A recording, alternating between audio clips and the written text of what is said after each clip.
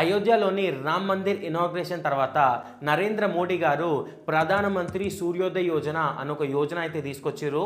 దీంట్లో 1 crore plus హౌసెస్కి అయితే solar roof panels ఉంటాయి. సో 1 crore ప్లస్ హౌసెస్ అంటే చాలా పెద్ద ఈవెంట్ ఇది.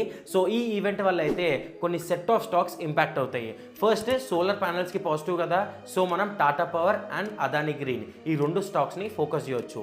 నెక్స్ట్ ఈ సోలార్ ప్యానల్స్కి స్మార్ట్ మీటర్ కూడా కావాలి. సో ఈ స్మార్ట్ మీటర్ కావాలి కదా, దీనికైతే హెచ్పిఎల్ ఎలక్ట్రిక్, జిఎంఆర్ పవర్ ఈ 2 స్టాక్స్ మీద ఫోకస్ చేయొచ్చు. దాని తర్వాత ఇన్వర్టర్స్ మెయిన్, ఎందుకంటే సోలార్ ప్యానల్స్ పెడితే తప్పకుండా ఇన్వర్టర్స్ పెట్టాలి. సో మనము ఏబీబీ ఇండియాని, హిటాచి ఎనర్జీని ఈ 2 స్టాక్స్ మీద ఫోకస్ చేయొచ్చు. నెక్స్ట్ వచ్చేసి ఈ ఇన్స్టలేషన్, మౌంటింగ్, కేబుల్ వైర్స్, దీని రిలేటెడ్ సర్వీస్ కానీ లేకపోతే ఎక్విప్మెంట్ కానీ మ్యానుఫ్యాక్చరింగ్ చేస్తారా, వీటికి కూడా పాజిటివే. సో ఈ ఈవెంట్ వల్ల ఇంకేమైనా స్టాక్స్ పాజిటివ్గా రియాక్ట్ అవుతాయా, మీరేమనుకుంటారు కామెంట్ సెక్షన్లో కామెంట్ చేయండి.